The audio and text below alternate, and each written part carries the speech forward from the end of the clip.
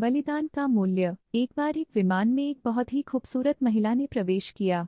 विमान में चढ़कर जब महिला अपनी सीट के पास गई तो उसे अपने बाजू वाली सीट पर एक अपंग व्यक्ति नजर आया जिसके दोनों हाथ कटे हुए थे। महिला को उस अपंग व्यक्ति को देखकर काफी घिन हुई।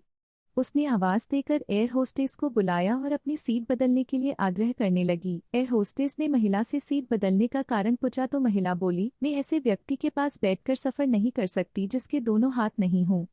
मैं इस व्यक्ति के प्रति सहज नहीं हूँ। मैं इस व्यक्ति के पास बैठकर यात्रा नहीं कर सकती, इसलिए प्लीज आप मुझे कोई और सीट दे दीजिए।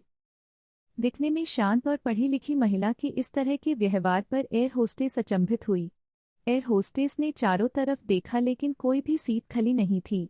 एयर होस्टेस ने महिला को कोई भी सीट खाली न होने को कहा और साथ में यह भी आश्वासन दिया कि यात्रियों की सुविधा उनका पहला कार्य है, इसलिए वे कैप्टन से बात करके कुछ न कुछ हल जरूर निकलेगी। इतना कहकर एयर होस्टेस कैप्टन के पास चली गई। कुछ देर बाद एयर होस्टेस वापस आई और महिला से बोली, मैडम, आपको हुई असुविधा के लिए मैं आपसे माफी चाहती हूँ, लेकिन फिलहाल इस पूरे विमान में एक ही सीट खाली है जो कि बिजनेस क्लास की है।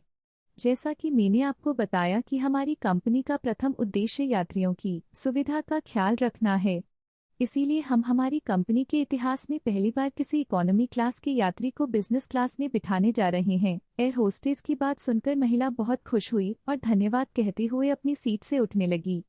तभी एयर होस्टेस ने उस अपंग व्यक्ति की और अपने दोनों हाथ बढ़ाते हुए कहा, सर, आपको हो रही असुविधा के लिए मैं आपसे माफी चाहती हूँ, लेकिन हम आपको इकोनॉमी क्लास से बिजनेस क्लास की सीट दे रहे हैं क्योंकि हम नहीं चाहते कि आप किसी अशिष्ट यति के साथ यात्रा करें। एयर होस्टेस की यह बात सुनकर सभी यात्री एयर होस्टेस के इस निर्णय के लिए तालियां बजाने लगे और वह सुंदर महिला अपने इस तरह के बर्ताव पर अब नजरें नहीं उठा पा रही थी। तभी वह व्यक्ति अपनी सीट से उठा और बोला, मैं एक भूतपूर्व सैनिक हूँ।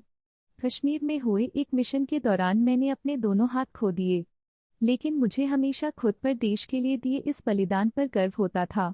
आज जब महिला यात्री की यह बात मैंने सुनी तो मैंने सोचा कि मैंने भी किन लोगों के लिए अपनी जान जोखिम में डाली और अपने हाथ खो दिए।